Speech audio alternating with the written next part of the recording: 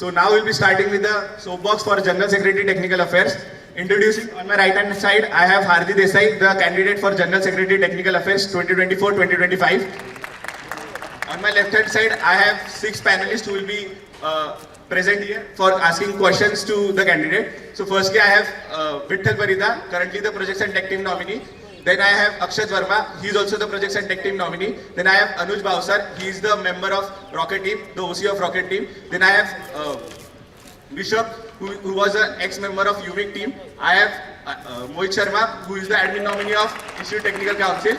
Then I have Tejas Amritkar, he was the ERC manager for last year, ITC Council. Now we'll be starting with the soapbox. We will start with the first opening statement by the candidate. The candidate will be given a maximum of 3 minutes to deliver the opening statement. Hello everyone, a very good evening. I am Hardi Desai, a third-year student in the Department of Chemical Engineering. I have been exploring tech in NC since the first month I came to campus, and I joined Team Shunya as a freshie.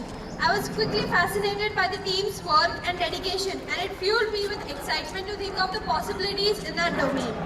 Further, I explored my interest in energy as a convener at Energy Club and further as the Institute Energy Secretary. As I worked on many major events like ITSP, Startup Lab, GCs, I could see a clear positive impact due to my efforts, and I started to develop the bandwidth to handle large-scale projects and identify room for improvement. My candidature is my way of giving back and taking ITC many levels further through the experiences and skills that ITC has given me. My vision for this tenure is to convert students' tinkering spirits into their full-time passions that also have a social impact. Given the right direction and resources, many of our projects and teams have the potential to be commercialized and turn many industries upside down. By tapping into the vast IITB infrastructure and network and bringing in new stakeholders like Center of Excellences, alumni and corporates, I envision an ecosystem that creates an impactful pipeline that can make IITB an industry pioneer. Initiatives such as Institute Project Portal, ITC Newsletter are our steps to bring stakeholders together and bring a centralized, thriving platform for opportunities to life. With initiatives such as the GPU Lab, IEEE societies and visits to Center of Excellences, we are making learning at initial stages more accessible and nudging towards interdisciplinary projects. Because at the end of the day, there is no such concrete thing as a domain, there are just many interesting problems to solve. Thank you so much for being here. Okay, now we'll be proceeding further with the starting of the second section of the soapbox, which is the manifesto debate. In this section, the panel will be asking a maximum of 9 questions to the candidate, and there will be a time spent on per topic of discussion should not be more than 5 minutes. A maximum of 5 rebuttals can be asked by the panel, and I will just stop the candidate or the panelist as soon as the 5 minutes are over for each topic. So handing over to the panel, and they can start with their first question. Yeah, so the first question is with respect to your point regarding establishing IEEE societies. So walk us through the entire process of establishing the student branches of IEEE societies you have proposed to establish, including administrative support and required student members. Moreover, how do you plan with regards to the functioning of these societies? Answer with respect to the activities they will carry out throughout the year, and who will be bearing the logistics for these activities. Okay, so to start with the first part of your question, what is the admin support that we will require? So the process for IEEE works such that first you have to establish an IEEE student branch at your college or whatever institute that is. We already have an IEEE student branch in our IITB campus and it is operative, and one society is already established under it. What I am planning, what I am proposing is another 3 societies that are the most relevant to our current tech team structure, and so we will have to go through a application process, and there is a minimum amount of fee that we'll have to pay. Once we are accepted in that through that process, we'll be registered as a member. So ITC as a body will be registered as a mentor for IEEE society. Coming to who will be the student members, so as I already mentioned, ITC as a body will be as a member of that society. Coming to what kind of activities we'll have to undertake. So IEEE Society doesn't mandate you to conduct any amount of events or any number of projects. They, however, have the provision to, if you want to conduct any activity, they have the provision to support you and help you with the logistics, as well as any member, any personality that you want to invite. They also have the option to give you funding for any project that you might propose. So I think I answered all of your questions. What is the source that confirms that student societies need not conduct activities throughout the year? You can, but you don't need to. It's on the website. What's the purpose of establishing this society if you're not conducting activities and students are not getting benefit of any of these three verticals? Okay, so the purpose behind this is to provide resources in the form of their journals, their exclusive journals, and provide networking opportunities to the current tech teams. So the current tech teams, their major problems are they want more places to exhibit their projects and more networking opportunities. So becoming a member of these societies enables you to have those invitations to go to these places. So one, that is providing networking opportunities, and secondly, resources that are very handcrafted for these particular societies. Then in that case, it will require you to conduct activities where you can tell tech teams and tech clubs about how to actually go about writing and publishing journal papers. So that will become a requirement. And so how will you tackle that? And do you have a plan? Like, if the need be, then how are you going to implement that? Okay, so the journals I'm talking about, they publish those journals. Becoming a member does not mandate you to write a paper in that journal. If the need be, if any of our tech teams want to publish a paper, so how can I support is we already have a very good framework. There are IP policies in place, there are various resources available, and PGs already have that kind of skill set to write papers. So I think if need be, tech teams already have that kind of skill set. If not, we can arrange for external mentors to provide them that skill set. Last rebuttal can be asked. Yeah, so I think you didn't answer one of the parts of the original question. Who will be bearing the logistics for all these activities which the societies will do? As ITC is the registered body, the projects and tech teams nominee, if need be of conducting any event, the projects and tech team nominees will look after the logistics. So moving on to the second question. So the second question is about the book lending system in the TL. So explain me the policy of returning the books and what will be the imposition of dues to the students who will return the books basically later than the given deadline. And also tell me the authority who will be handling this lending system and what will be the perspective of the added workload on that authority. Okay, so the book lending system I am proposing, so the return, as all of the TL, ERC and Aero inventory is managed in a similar way, this inventory will be managed by the TL technicians. The return policy, if in case of late returns or no returns, so a fine will be imposed by the Dean SA. The record of who has taken a book, that record will be maintained by TL technicians. So in the case of so as you know, in the books that you will be putting will be the technical books. So as you know that the books regarding the technical things changes very fast as compared to the normal books. So does it make sense to keep these technical books? Okay, so when I mentioned that it is technical reading, it does not necessarily mean books like Learn Python or Learn Java or any such books that have very rapid editings and very rapid improvements. The kind of books I am proposing are a blend of interesting science light reads. For example, books from Stephen Hawking or any such person, autobiographies, etc. So we already have some sort of books in the TL. So I think your question about updating those books, we are not keeping those kinds of books. Okay. Moreover, I have this question as in, if we see the current library, we have a due system that, whenever someone doesn't return a book, we have to, pay the due that comes upon us. It's a mandate for us because while we graduate, our graduation doesn't get completed if we don't clear the dues. What kind of fine do you plan to impose on a certain system that you're proposing? Because it is something that would be very difficult to officialize and relate to graduation of a certain student. Huh.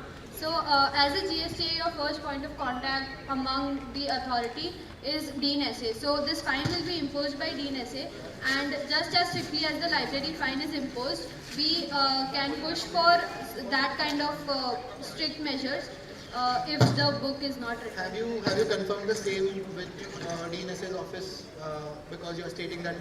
No, I'm not.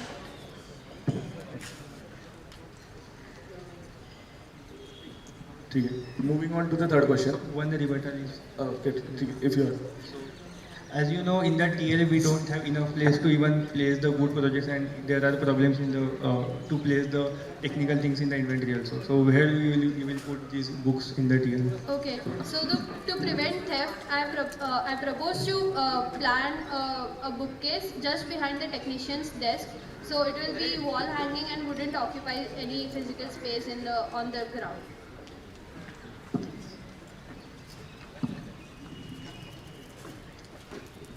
ठीक है. So, just before moving on to the next question, just before stating any official's name, just confirm if you have done a groundwork with them or just talk to them. Don't only speak that fact. Otherwise, don't take that person's name. Like as you said, you will be like the fine will be imposed by Dean SA office. But if you haven't talked with Dean SA office or Dean SA, then don't take his name. Sure. So, ठीक है. Moving on to the third question.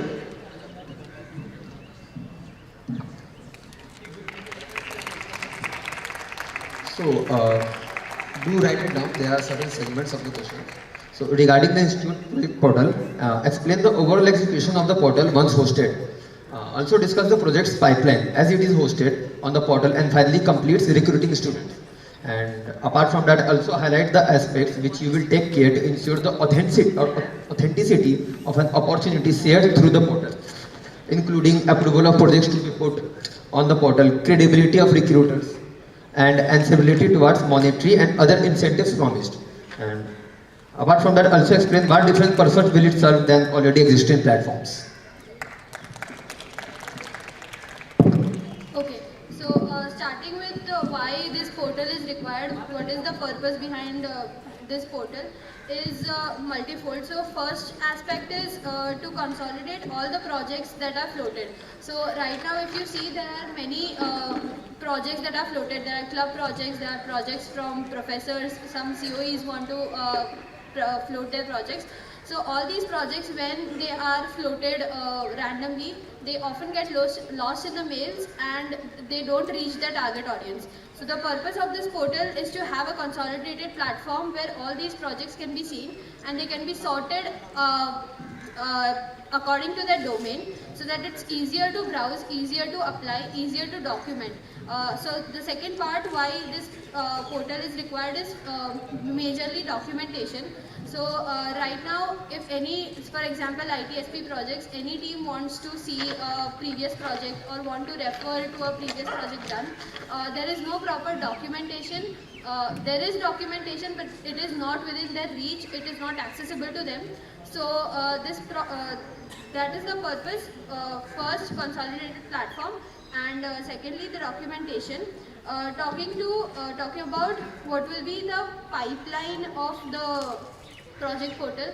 I am sorry, I'll have to ask you to elaborate. What do you mean by pipeline? Do you mean when a user goes to the platform, what will be their pipeline, or the logistics behind? Yeah, logistics behind the pipeline. Okay. Logistics. Behind the recruiting. Yeah, Akshat. Yeah, logistics behind the pipeline and the exact flow of a project when an opportunity comes to you to the point when students are finally recruited for the project. So what all parameters will be taken?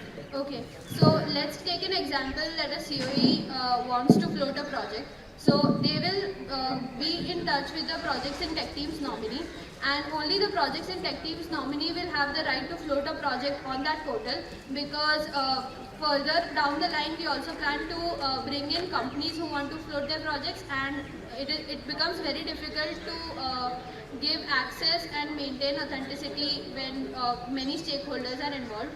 So only the projects and tech teams nominee will have the right to float a project on this portal. So that answers the authenticity. And what will be the incentives that will provide for using the portal?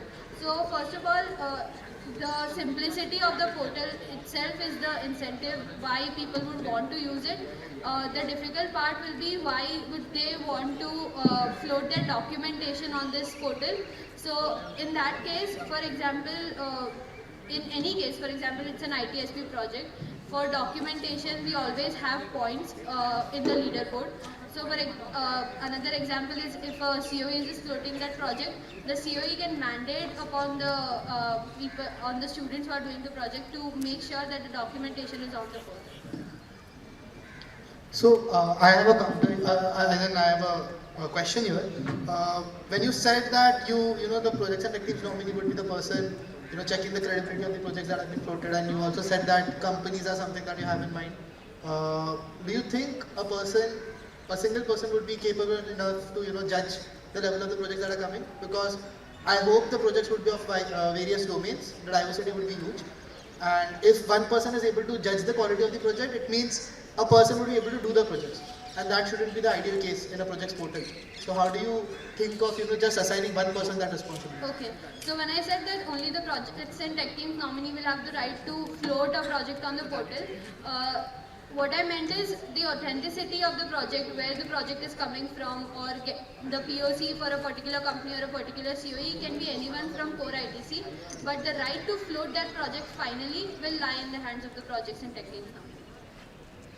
Last rebuttal. And let's say a project has been floated and some student accepted that project. So after that, is the role finished over there, or like the two parties will communicate within themselves, or will you be involved in the loop of the execution of the project and finally?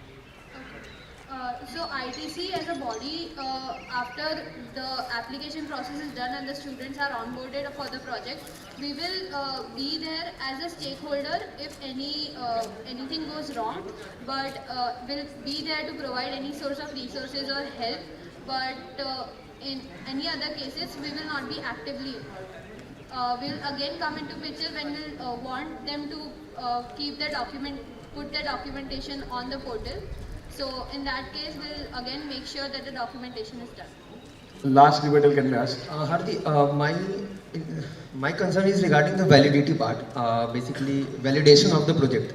Suppose a fourth year or fifth year student doing a startup can put whatever the number of students they want to recruit on the portal, they can put it. Suppose if I develop a startup, I put that I want this number of recruiters, number of software engineers and all. I put it. Then I take I recruit them, I do my work, and I take I won't give them money or any incentives. So who will be the responsible person for them? So how will you maintain the validity of the portal? First thing. And second, simply if I can add to it. It's about do you know about the ProSpace? It was an ITSP initiative. It was a project in ITSP, which is right now hosted by the students.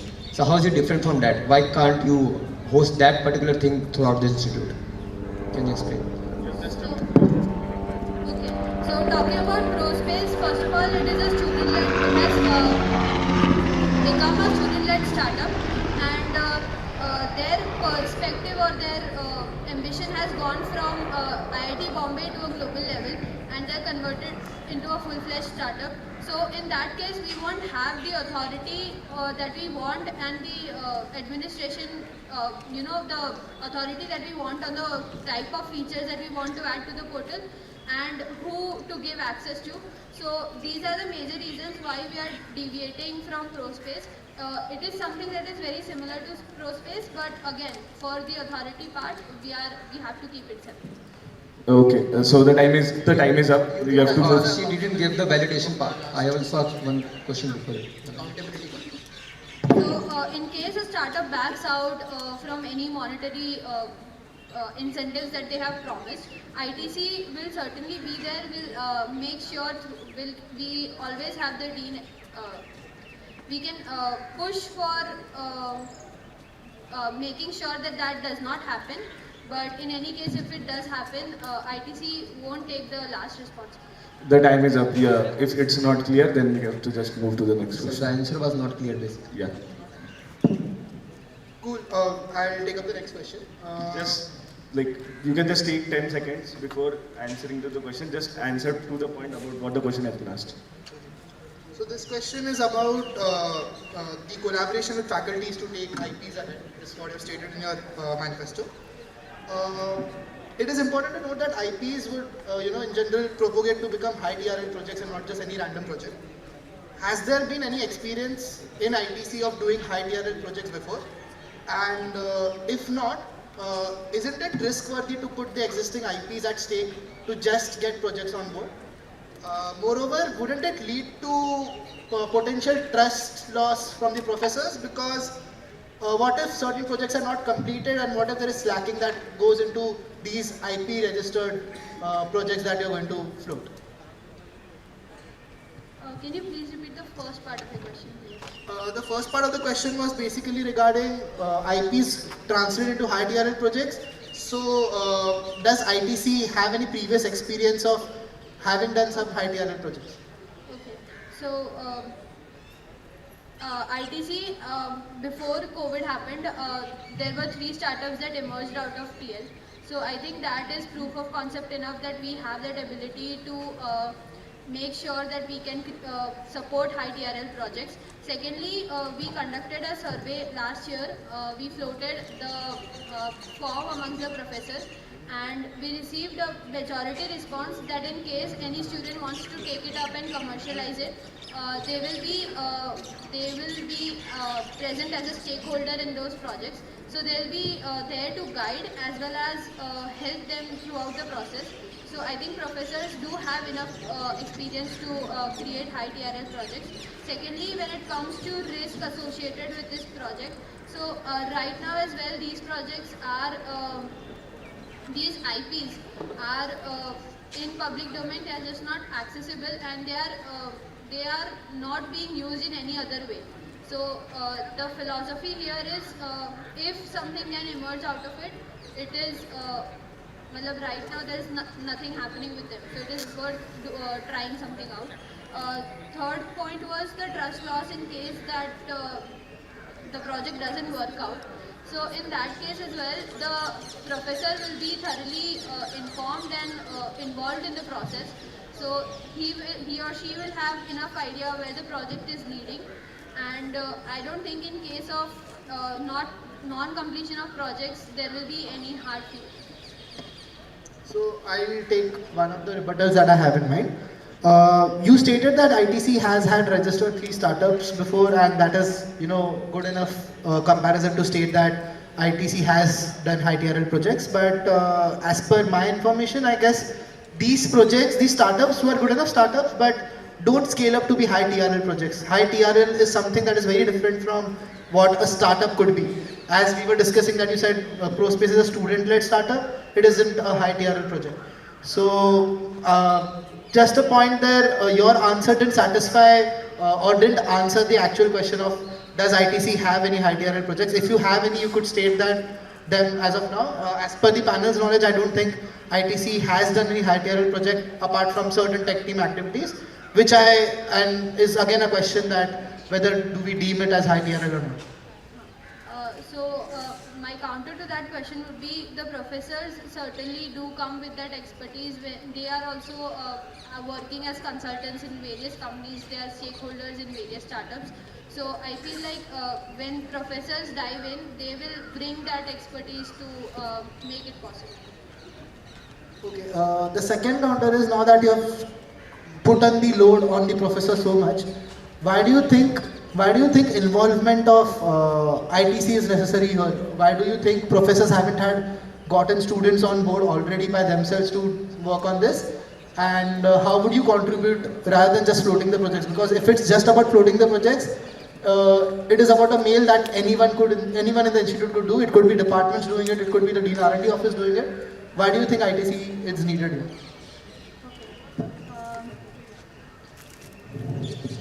Last 1 minute is remaining in this question. Okay.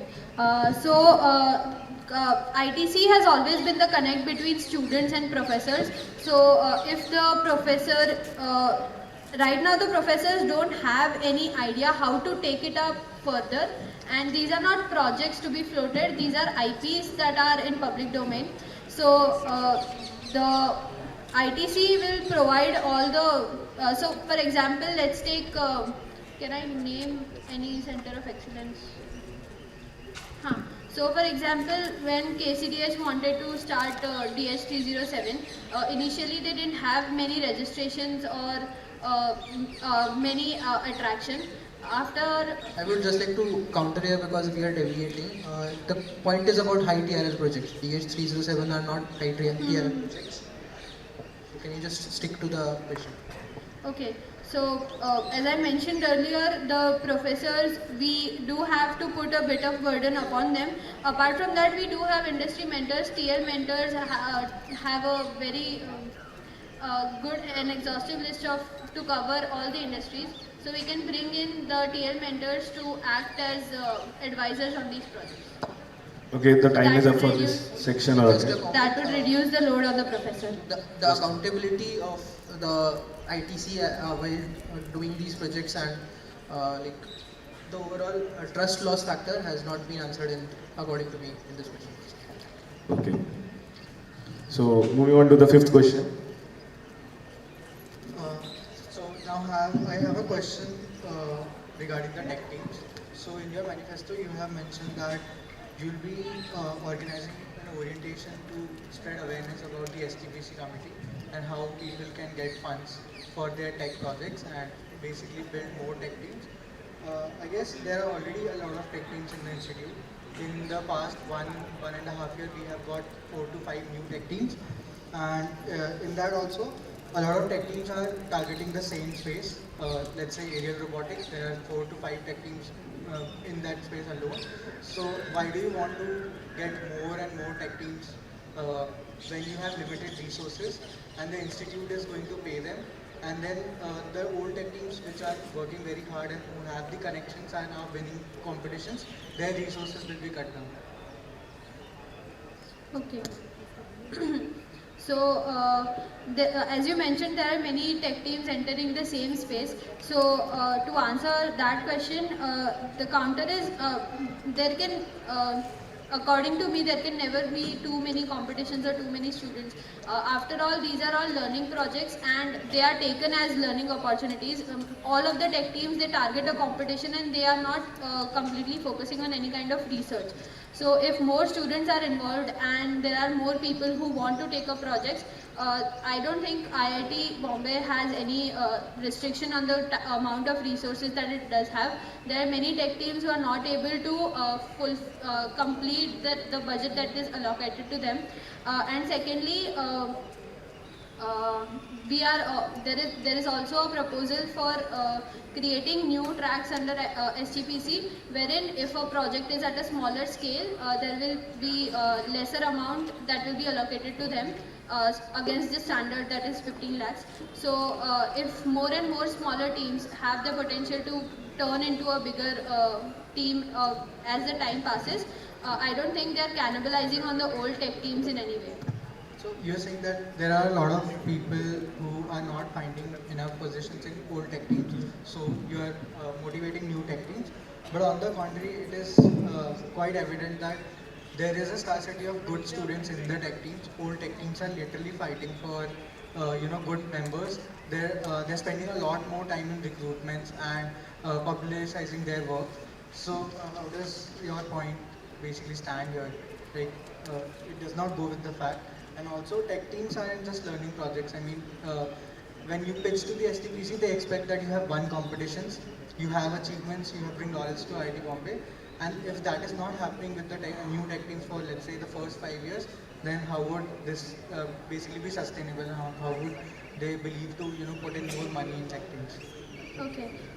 So when you said that there is a problem with the recruitment and the current tech teams are not able to find good candidates. So when the tech teams start recruiting in their second year, there are a lot of people who are interested and they get rejected, and after that point they stop pursuing that opportunity further.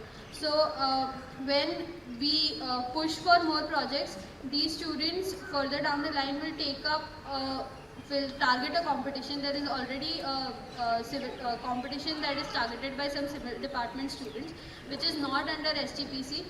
So there is a space for these newer tech teams to spring up. So yeah, I mean there are people who, and there are very less PG involvement in the current tech teams. There are many PGs who target some competitions, but that is not under the STPC right now.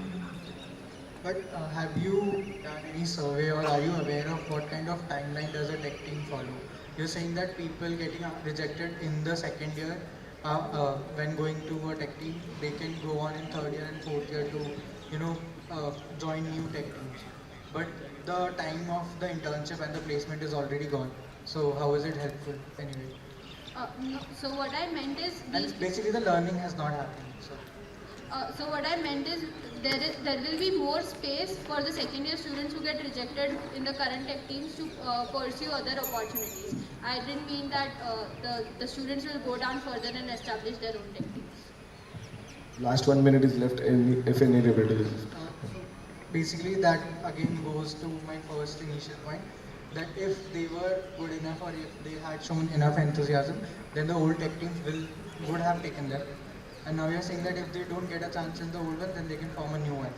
So it does not solve the problem that old tech teams are suffering for good candidates, and you're just trying to bring together all the rejected candidates to start new tech teams. So as you mentioned, there are many tech teams who are operating in the same space.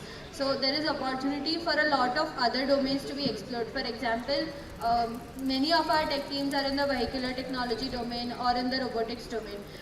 There is very much space to, let's say, form a team which works on CP, or there is a space for teams to work more on sustainability and such domains. The iGEM team formation was also in process in the last tenure. So there are many untapped domains as well that have the potential to, cater to this team. The time is up for this question. Moving on to the sixth question. So this question is based on your manifesto point on opportunities for CSR support for tech teams. So first of all, explain why you think companies would put in their CSR fund at tech teams and not in some department labs or facilities. Also, have there any such instance or activities specific to tech teams? And what are the channels to reach out for these funds? As you say, it will be followed up. What have been the discussions so far in the past? So in the current tenure, we collaborated with Dean R&D to bring, we invited them to many of our events to have a look at the kind of projects that were done. So when I further seek CSR support, the companies that have education as their agenda, or why would they not invest in any other lab, is because the labs are fully funded and they, there is immense potential because the tech teams also provide deliverables that the labs cannot. So for example, tech teams participate in international competitions and that provides publicity for the companies. So that is something that they would not get in a traditional lab. Coming to what will be the channels for seeking this CSR support, one of the major channels that can be explored is the annual CSR conclave that is conducted by Dean ACR. So yes. Apart from that, the ITC newsletter that is further mentioned in the manifesto, if possible, we will have a snippet of it in the Dean ACR newsletter that goes out. So in the first part, as you said, we collaborated. So here we is I think any heavies ITC, it's not that tech teams are getting benefited from them directly. And if ITC is conducting an event with the company, that doesn't mean that uh, all the individual tech teams are getting the benefit. Uh, so how would you counter this? All of the tech teams will have an opportunity. For example, let's say we get an opportunity to present in the CSR conclave. These teams will have this opportunity to present at very popular companies. That does not necessarily mean that the companies will fund them, but at least they get that opportunity that is not available right now. Have you talked to anyone about allowing tech teams to present in the CSR conclave? That is just one of the channels that we can explore further down the line. As I mentioned, there is also the ITC newsletter that we can have a snippet of in the main alumni newsletter that goes out. So I do not right now have any confirmation from any of the officers. Okay, One last bit. okay, just to counter your first point again. As you see that tech teams can get benefited to the technologies that the companies have, but what advantage do companies have in this collaboration? Also, if you are signing an MOU with the company, it takes a lot of time due to IRCC regulations. So, do you have a few ideas or initiatives to streamline this? Okay. So why would company want to do this? There are two reasons. One of the reasons can be that their field of work is very relevant to what the tech team is doing, and there is a potential that any of the breakthroughs that the tech team make or any progress that the tech teams make, that can be implemented or taken up by them. Or they also have the chance to explore the talent pool that is available in such tech teams, since these students win international competition, that reduces their burden that they have to put in the recruitment process. Secondly, why would they want to? They also have an annual budget for CSR that they have to spend, and they also have a specific agenda that they will have to spend on. So if nothing, there is a compulsion for many companies to just spend this budget on some kind of CSR. The time is up for this question. Moving on to the next question. So this one is on the initiative that I've named as made by ITC. I'd like you to give some examples of the made by ITC collaboration that you have in mind, where you have stated Sports Council explicitly. Mention what kind of specific projects will you plan to implement in the tenure, and how will you thus aim to popularize the brand that you are planning to bring into picture. Okay, so some of the projects that I have in mind currently is the AIML community is working on a project to streamline the cars entry system that at the main gate. So that is one of the projects that AIML will take up. Apart from that, we can collaborate with the PWD cell to modify the current electric vehicles that we have roaming around to enable them to have specially abled people, make it easier for them to onboard, and also have facility to keep their wheelchairs intact at the back of it. So these are some kind of projects that I have in mind. Particularly the Hostel Affairs Council, I mentioned 2 projects. For the Sports Council, there is a lot of digitalization that they are expecting, and even last year there was collaboration. Last year there was a collaboration between the Sports Council and ITC to float some projects that didn't work out, but those were some very good ideas that can again be tried to implement. I have a counter here on this. The project that you mentioned about Sports Council, when you said about Sports Council, you said that they are aiming towards digitalization. Why do you think you would be the best person, or made by ITC would be the best initiative to do that? Because they themselves have a team to actually work on it. They probably have done a good job enough till date. May it be Inter-IT Sports Meet, may it be their own council staff. They have it up and running whenever needed. They have their portals as well. So why do you think they need us, number one? Second, when you said the fact that HA Council would need your help in probably when you said that you will talk to PWD cell for their projects and stuff like that, don't you think getting it outsourced would be an easier option for them? Because that is something the institute would rather want at some point of time and not something that is not proof checked before, because it is a sensitive matter that is coming into picture when you talk about projects like these. Okay, first talking about the sports council, why would they need us when they have their own web and web team? So first reason is I mentioned digitalization as one of the portion. There were many projects that were floated last year which weren't as such digitalization, but could you assert why weren't they done in the last year?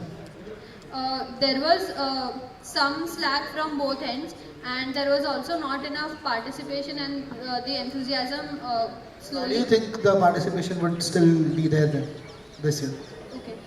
So the reason I think that the participation would be there is we will bring down the number of projects and focus more. So we will bring in some mentors. Last time we didn't have a proper mapping of a mentor to a particular project. So these projects can also again be And integrated to. what kind of mentors are these, and how are they different from probably ITSP project or any such project initiative that exists? So exactly what I was coming to, that these projects can be floated as part of ITSP, and when we procure mentors for ITSP, which are generally some alums or some seniors, these people would be capable enough to handle such projects. Last 1 minute Coming for to this question. the second part of your question, why HA Council would not outsource this. So I have talked to the current General Secretary of Hostel Affairs and the past Institute Secretary Hostel Affairs, and they want this project to first be implemented, be worked on by the students, and if it goes unsuccessful, then maybe, so the demand has come from their side. So I think if need be, if it is unsuccessful in the future, it will be outsourced. So one last counter on this was basically you said that you had talked to the HA Council on this, but then they were interested in the project. Were they interested in implementing your project actually as a use case? Because the brand Made in ITC would come into picture if it is actually implemented, not if the project is done. So again, the question remains the same. They'll outsource what they want to do, but then they want to encourage students to work on project. That is why they'll float it as a project in your collaboration. But Made in ITC would not come into picture if it is not actually used by the student fraternity or anyone in the institute. So if the project is successful, it will definitely be taken up by the Hostel Affairs Council and be implemented hostel-wide. And then the Made by ITC brand would be popularized through that. If the project is unsuccessful, in that case, anyways, we would not be able to popularize our brand. The time is up for this question. We will be moving on to the last question of this section. Yeah, so this question is regarding the point, one of the points in your alumni outreach section. So what do you think, how currently the tech teams and clubs get help from the alumni? And I would like to specifically ask about the technical advisor role which you are thinking for the alumni. Why do you think that any alumni will be able to get into the tech team and contribute to a lot towards them being in a technical advisor role? How exactly does the technical advisor role you are proposing for an alumni work? And what background study have you done to come up to this conclusion that this is feasible? Okay. So coming to first part of your question about how ITC currently uses its alumni database. So as for now, each club has their own alumni network, and they use it for their club activities, but there is no as such ITC wide alumni database, and right now we don't approach them for any kind of mentorship. So what technical advisor role I am proposing is for new and developing tech teams and tech communities.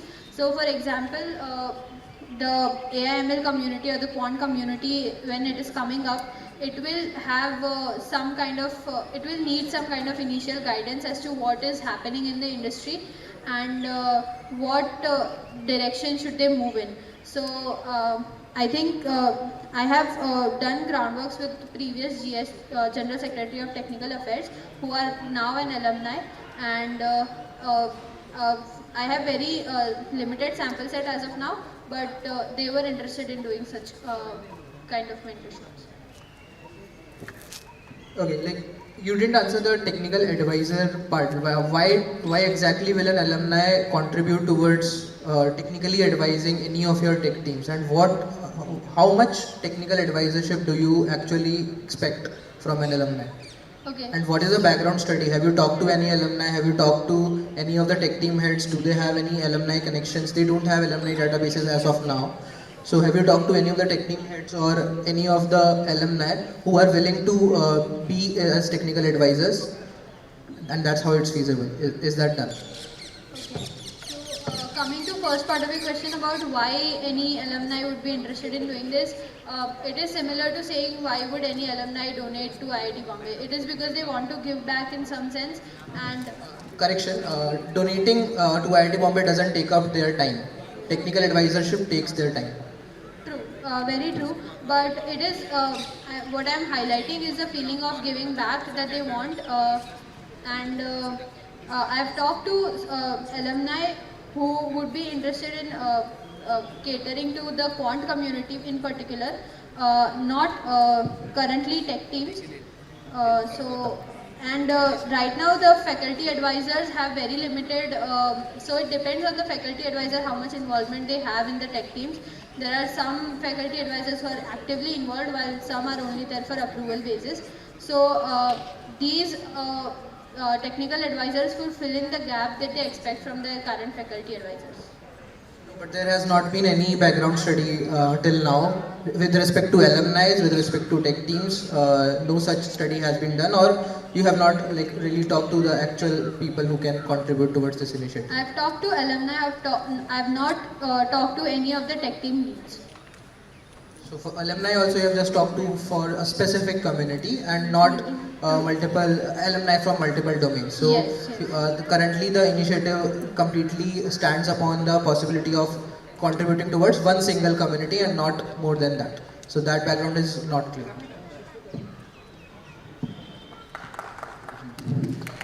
Okay. I have a last comment on the overall questions that I have answered. There seems to be lack of clarity in what you're answering because you're beating around the bush in a lot of the answers that you gave. That's a general opinion that the panel has. And you need to be very to the point when you talk about, certain people that you name. That is something that you mismatched. There has been certain misinformation that has also been given out, that has been given to the chair, they'll point out. So be sure about certain points that you mentioned, because not every time, you can beat around the bush and get away with certain things that you said. But then that's part and parcel of what we're doing here. Comment I have, you have been beating around the bush also when asked about accountability of ITC in several initiatives. You have at many times said that ITC will ensure that this does not go wrong. But if it goes wrong, what happens in that case scenario? You have not answered those parts. Okay, so before moving on to the next section, there was one factual correction in the first question when she answered about the IEEE chapters. So she stated that they do not need to conduct any activities at all. If they want, they can. But according to the IEEE technical chapters FAQ section, it is written that at least 2 events has to be conducted, and more is better. So that has to be noted. And if any other factual correction there, that will be stated after the soapbox. So now moving on to the third section, which is the topic debate. In this section, we will be having 3 topics which have been already given to the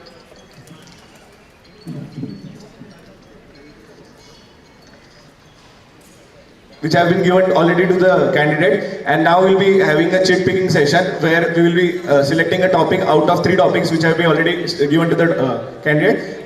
I will be reading the topic in front of you guys, and then we will ask for comment from the candidate upon this, and then the panel can ask about the reviews. A maximum of 8 minutes will be given for each topic, so you have to answer out of this.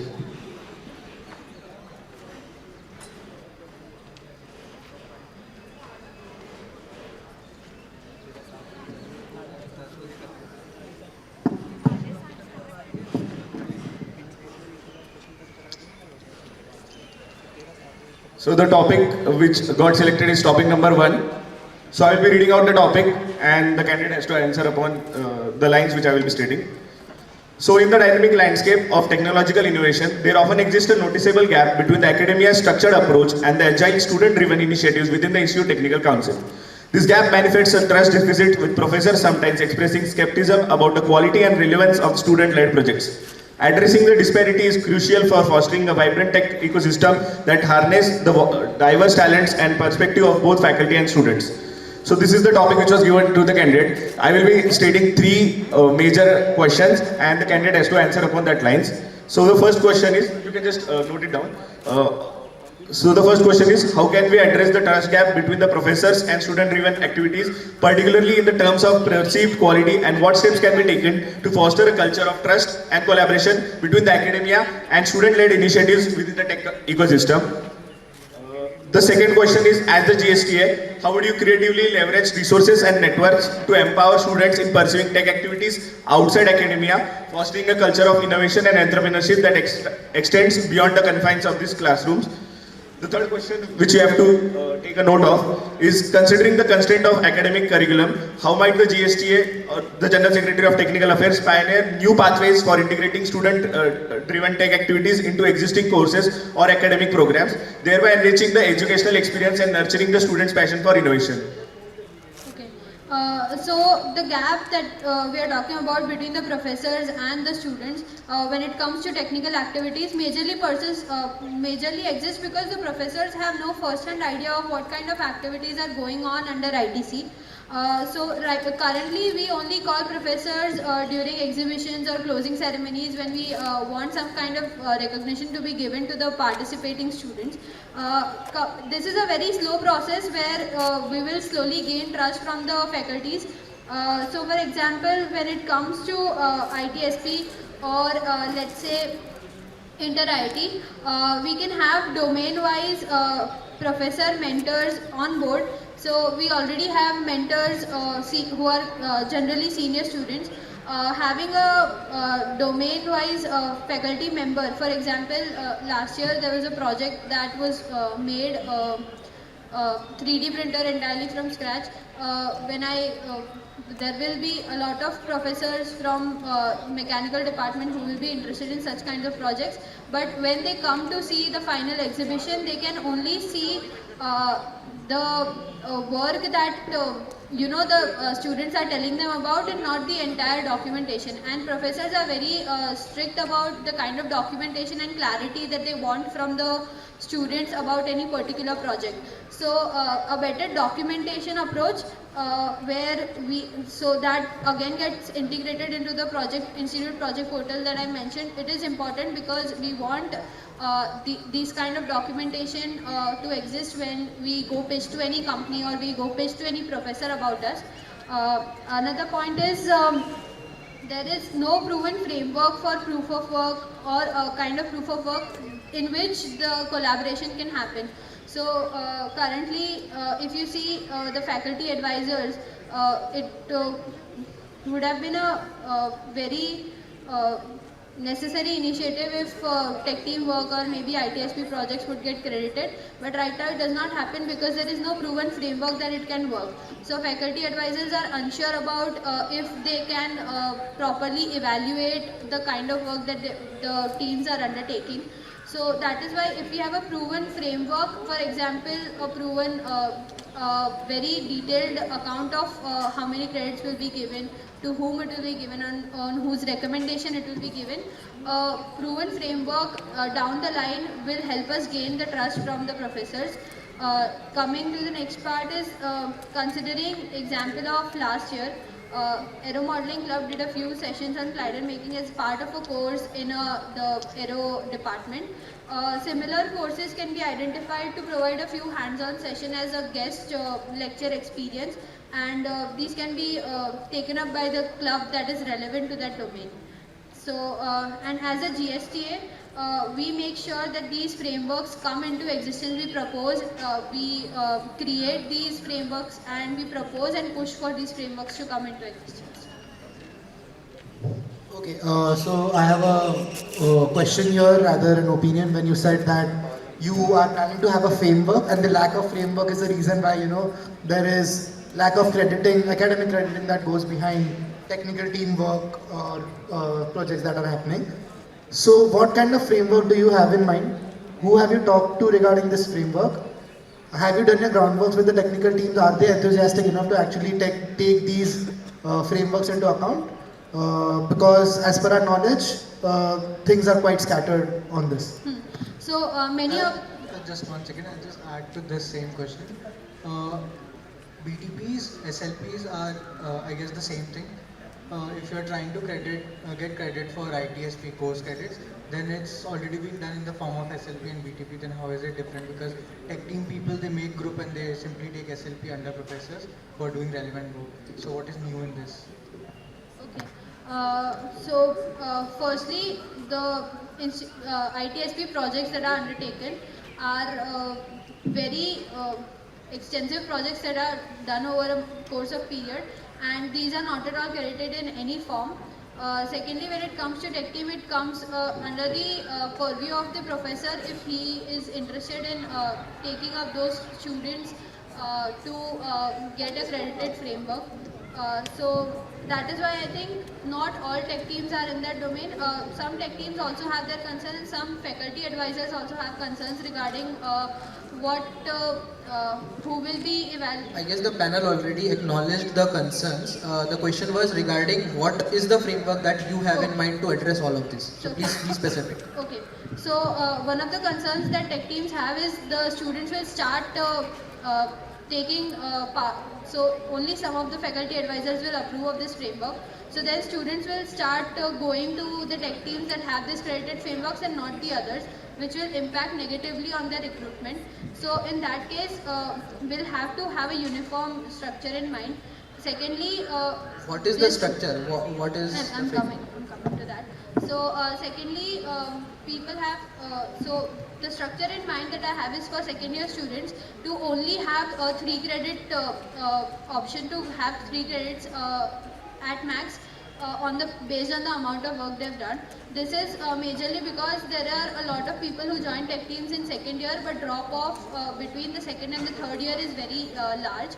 So this proposal was initially also given by our previous GSA square, but due to major concerns regarding the number of credits, it was rejected. Secondly, this credited framework will work under the tech team leads will have recommendation to the faculty advisors and who will further evaluate the work based on the documentation. So this also solves the problem of proper documentation from the tech teams, because if the students know that they are going to get graded at the end of the term, they will have more proper documentation. On the basis of interaction with which academic administration are you proposing this as a possible framework that will be accepted by the institute functionaries? I have talked about this to 3 of the faculty advisors to tech teams. Faculty advisors are not the people who decide the academic infrastructure of the institute, right? Academic administration of the institute. I'm talking about the academic administration of the institute level. So have you talked to any of the people maybe in AP office or some? I definitely agree to that point, but this is something that we have in the back of our minds. It is a proposed framework. The consent of faculty advisors is particularly necessary because they are the ones who will finally be involved in the grading process, and if they don't consent to this, even if the framework is in place, it will be of no use. So the idea is that you said that faculty advisors play an important role. Team sizes vary for each and every team that we have, number one. Second, there are teams that have been working over the years, and what they are doing now is just improvement on the existing model that they have. So effectively, new team that has to build something from scratch up is doing a huge work, loads of work, whereas the team that is working on something to scale up is working on a very niche particular domain, to be honest. But then the work is then equally divided among the members, and the team size is generally huge when it comes to teams like these. So the question actually here is, how do you remove the duplicacies in the work that teams would be doing, while they submit this report, so-called report for their academic credit that you are proposing, or the document per se. Duplicacies is something, how do you plan to remove? Also adding to the question that uh, if you are telling that faculty advisor would grade the students, so faculty advisors usually meet the teams mostly 2 or 3 times a month. So how are you giving them the time to evaluate this? Also, if we are submitting a report or something, so that would be done by the team lead or any senior. So that can be biased too. So how are you taking accountability of this? Okay, you have last 60 seconds to answer this section. The session will be closed after that. Hardi, be specific to the point, please. Yeah. So to answer the first part of your question about varying team sizes, so there will be a cap on the number of students that can be created under this framework. Secondly, coming to the older and newer tech teams, you just reinstated the importance of the role that the faculty advisors play in this, because the faculty advisors will have to evaluate whether this work is actually bringing some novelty on the table or not. Coming to the frequency of the faculty advisors meeting, so this grading system for second year students will be at the end of the second year, and for third year students will be just before their placement CPI goes in place. Coming to, they only meet up only 2-3 times a month, so this will happen only at the end of the semester, and it will not it will be based on the documentation, so bias can come in place, but at the end of the day the documentation that goes to the faculty advisors will help in removing that bias. Okay, so this section this section comes to an end. We will be moving towards the next section, which is the background check. So I will be asking 2 questions to the candidate, and so basically background check is a section where the candidate has been a part of the council and worked for the tech something in the past 3 years. So depending upon her background, we will be asking her 2 major questions. So the candidate has to just comment about how we will go about these questions. So the first question is, you have been given the responsibility of the initiative Technovation or the startup labs. It has also been seen that you have a product and the innovation oriented mindset. How would you justify your capability, considering that there wasn't much substantial progress in Technovation, at least for the tech student fraternity? Why was that there a significant process, and what's your opinion on Technovation as a lead? Okay, so Technovation is an initiative that has been on many of the General Secretary's manifestos for the past many years, but for some reason or the other, it has been failing every time, partially failing every time.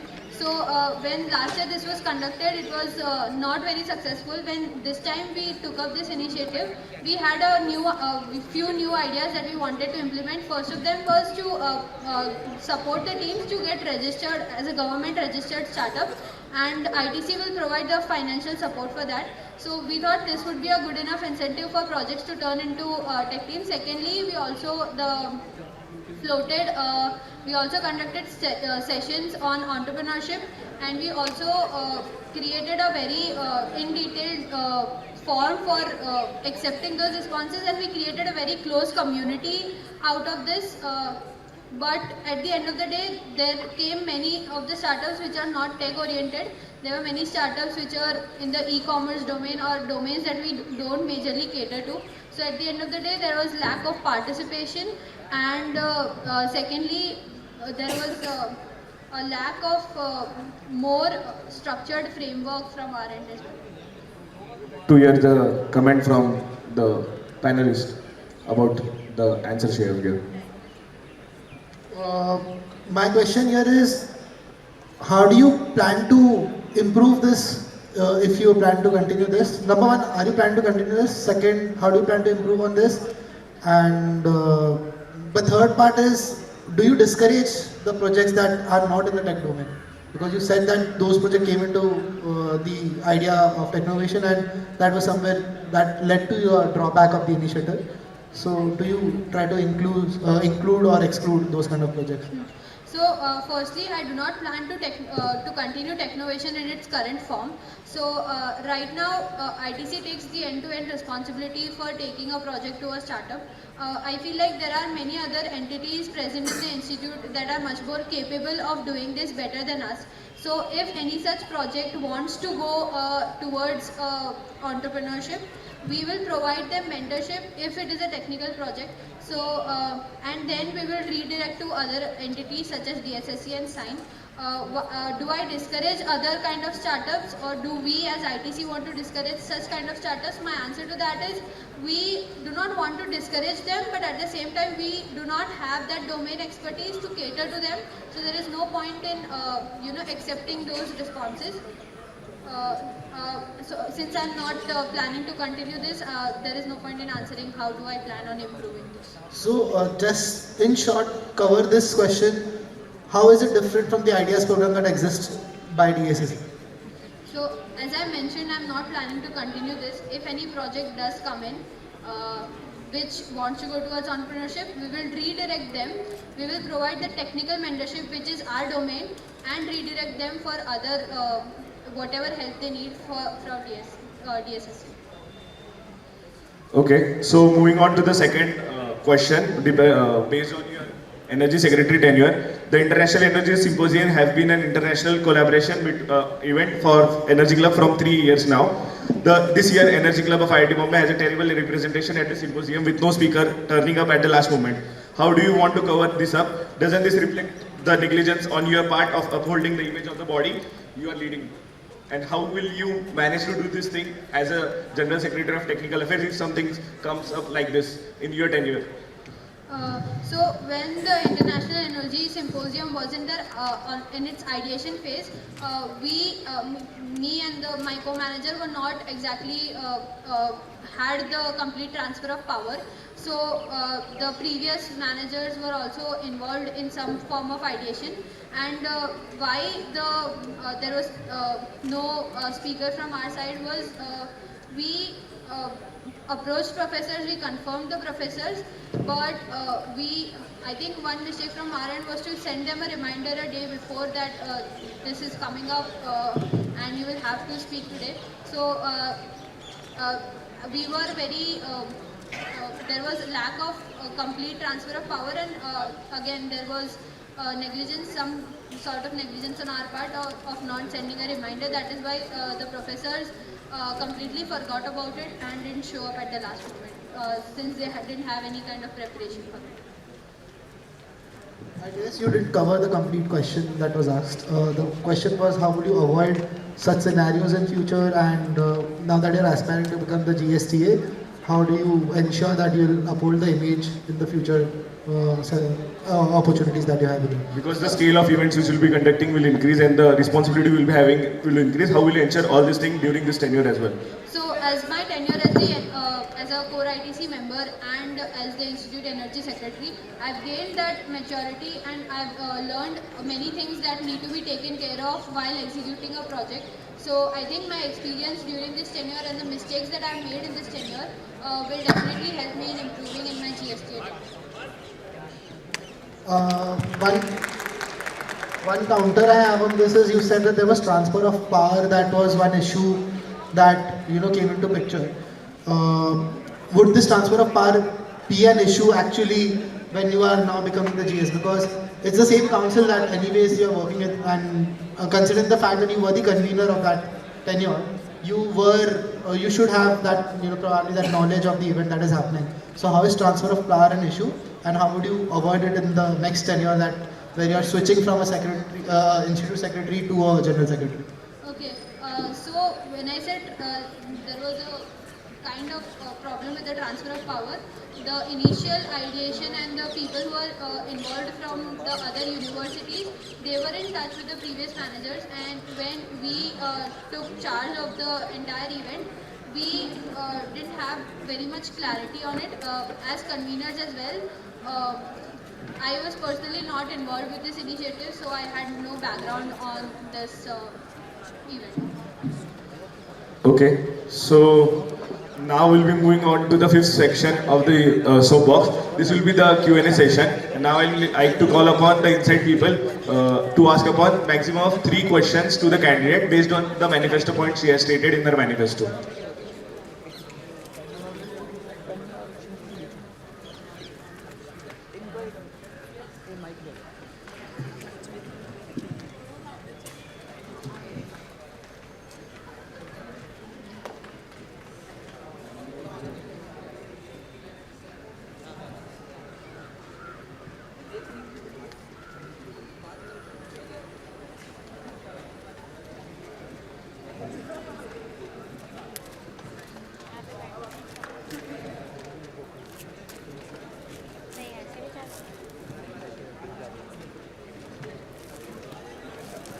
Let's start with the first question. Okay, so the first question is on the WISE initiative. The WISE initiative has been a part of the GFST manifestos for the past years. How do you plan to change this year so it's carried out successfully, especially with the addition of the new booklet and the social media series, which will need time and effort from your team members? Who will do this work, and what mechanism do you have in place to ensure that it's done effectively? Okay, so the WISE initiative in its previous forms, it's completely different from what I am proposing. So initially when WISE was proposed, it was because there was a lack of women in the technology space and they wanted to build a community. Thereafter it proceeded towards conducting events where female speakers would share their journey and their struggles. The current format which I am proposing, it's about information and bridging the gap between the opportunities and women. So with a booklet, what my primary and when the initially core ITC meets are happening, all of the initiatives are divided among the core ITC managers. So 1 or 2 members will take up this initiative and will have the responsibility of curating this booklet. So your booklet is going to have internship opportunities or opportunities for women it's going to have that, right? We'll release this booklet with scholarships and competitions from various organizations that are happening throughout the year. For job opportunities, we have the social media series, so we'll have a few stories and links so that because job opportunities are continuously changing, so that will be included in the social media series and the rest of the things in the book. Okay, so what is the timeline for this? When will the booklet be published, and considering that the opportunities pop up randomly throughout the year, how will you manage it through social media? Okay, so this booklet is set to be released in November. That is because many of the portals for scholarships etc. Open around January for higher studies. Why how will we maintain this through a social media series? As I mentioned, this will have a very low frequency, around once a month, which is appropriate time for anyone to grab or pursue a job opportunity. And if there's a job opportunity that's been released during the month and you're planning on putting out the post at the end of the month, then what do you do? So basically these are the opportunities that we are not floating through our resources. We are just bridging the gap between having this, there are many posts about that are specifically open for women. So we are just transferring that information to the correct audience. Okay, so moving on to the next question, it's about the centralized inventory. What exactly do you mean by inventory here? Because it ranges from things like a simple glue gun to a complex machine like 3D printers. How do you see it being implemented on a ground level when it gets so haphazard when it comes to different club events? Okay, so there is clearly mentioned in the manifesto that will list all the issuable inventory. So by issuable inventory, I mean all the inventory that the clubs are willing to give out to other students for the projects. That is the first part of your question. Secondly, how will this be managed? So this is actually streamlining a process that is currently in place. So all of the clubs, TL, Aero Modeling and all of the clubs that have their own hardware, they manage their inventory, they let the students borrow their inventory, and it is maintained currently through a spreadsheet. And if any student wants to know if a particular component is available at TL or not, they don't have any access or the access to the list. So the idea behind this is to streamline that entire process, and this is currently also being maintained by various club managers despite the hectic schedules that they have for their club events. Also, can you list down the issuable inventory that you were talking about? Okay, so generally, Aero Modeling Club gives out their picksock and transmitter receivers, LiPo batteries, Depron sheets, etc. ERC generally gives out RPi, some Arduino boards, etc. So these are some of the common inventory. Use the word etc. which has been already stated to you. You cannot use the word etc. in the soapbox. Okay, so what would the interface for this centralized inventory look like, and in what way would you separate things that will be grouped together? Okay, so the interface would be divided into two parts. One will be TL inventory, and the rest of the rest will be other clubs inventory. This is because the TL inventory is always accessible to students because there are full-time technicians in TL. Other club inventory, the current managers are not willing to give access to the physical inventory to TL. Due to any, because the TL managers are not accountable for any loss or damage to the inventory. So whenever a person wants to borrow something from TL, he or she can book that inventory for the next 2 hours, and for the next 2 hours that inventory will be shown as unavailable to the rest of the students. They can go pick it up. If they don't in the next 2 hours, that will again become available for other students. In case of club inventories which are only accessible to the club managers, the interface will directly send a message to the manager about their availability to come there and help them issue that inventory. The backend access will always be with the TL and all the club managers and their conditions. Okay, so now moving on to the third and the final question from the inside. Okay, so the last question is regarding the visits to the Center of Excellence lab. Considering there are a lot of Center of Excellence labs that are there, how do you ensure that after the fresher orientation this is going to be carried out effectively? Okay, we are going to target Center of Excellences that will have a majority of audience. So, for example, there is very less audience for nanotechnology, while there is a considerable amount of people who are interested in biotechnology. So, we will pick out 4 labs for this tenure, and after the freshie orientation during a weekend, they will have firstly a session in LH talking about the kinds of projects and activities that the Center of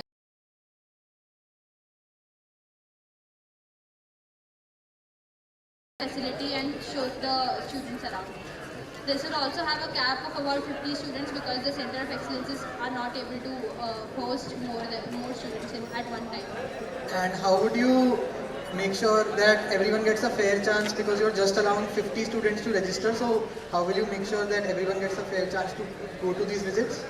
Right now we are planning to have this on a first come first serve basis, since these are all freshmen and this is their first event. We cannot ask them to write extensive SOPs or ask for their interest whether or want for a particular COE.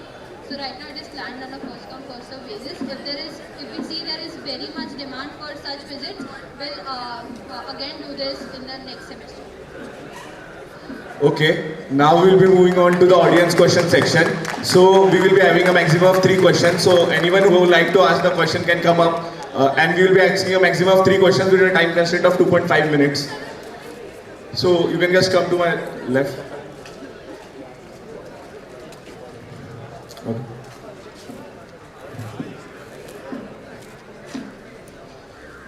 How many GCs do you plan to conduct in a year, given that you're planning to introduce 4 new GCs? And if you say that they are going to assist in inter-IT, they're supposed to happen before inter-IT. So, considering the already hectic schedule that GCs had this year, and the feedback that we got that we did not get enough participation in the GCs for the GCs to actually even be effective, introducing extra GCs in the already crowded timeline before inter-IT, how do you plan to do that? So talking about the very hectic timeline that we had this year, one of the major reasons was we started late. So our first GC took place in October, and in the first semester we only conducted 4 GCs. And that is why all of the rest of the GCs that we had in mind had to be summed up in the second semester. which many of the techos found to be very hectic. What I propose is, I have already talked to many of the hostel councils that they have someone in charge. They appoint the techos earlier so we can have our orientation in August itself and start with our GCs like other councils in earlier. So that will give us 2 extra months of time to conduct our GCs.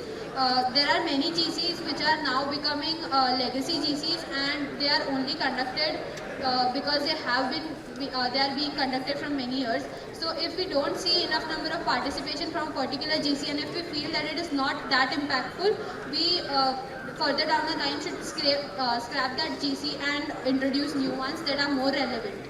Can you name some legacy GCs that you plan to cut? Why have they been getting reduced participation? Why were they started in the first place? What was the motivation? And why is it not relevant in the current scenario? Okay, so for example, there is Algo GC, there is a BioX GC which also kind of relies on computation. So there are many GCs which are kind of fall in a similar domain. So if we can merge some of the GCs that way, that will be beneficial. The original purpose of these GC might have been that they were more relevant according to that time. We have come to a point where GCs such as SciComp or they can be, the problem statements can be made much better, and we can revamp those GCs. Okay, so we will be moving on to the second question by the audience. This is about the Incan thing point you mentioned. I'm sure there are clubs in the technical council who have tried to do something like this in the past, and I think they failed in the past. How do you plan to conduct these, and how do you plan to ensure a sustained participation in them? Okay, so Maths and Physics Club has continuously been doing GC, and they see a limited amount of participation in any of the GDs. But they will agree on this that they have significant impact, and they see minimum a crowd of 30 to 40 people. Many other clubs have also tried this.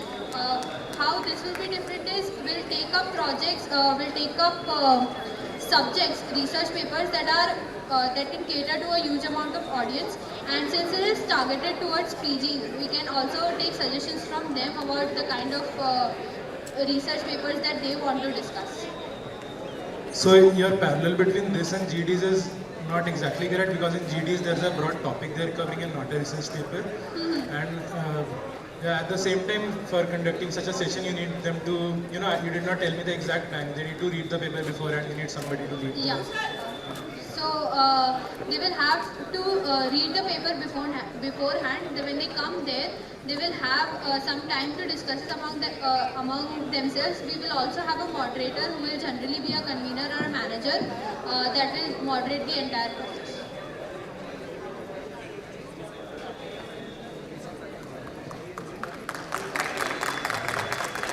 Okay, now after this section, we will be moving on to the sixth and the final section of the soapbox. I would like to ask the candidate to give her closing statement in a maximum of 2 minutes.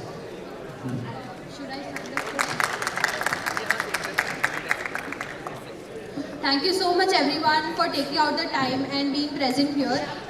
Your presence here today signifies that you are dedicated to make this institute a better place for everyone, and you are here to make an informed decision.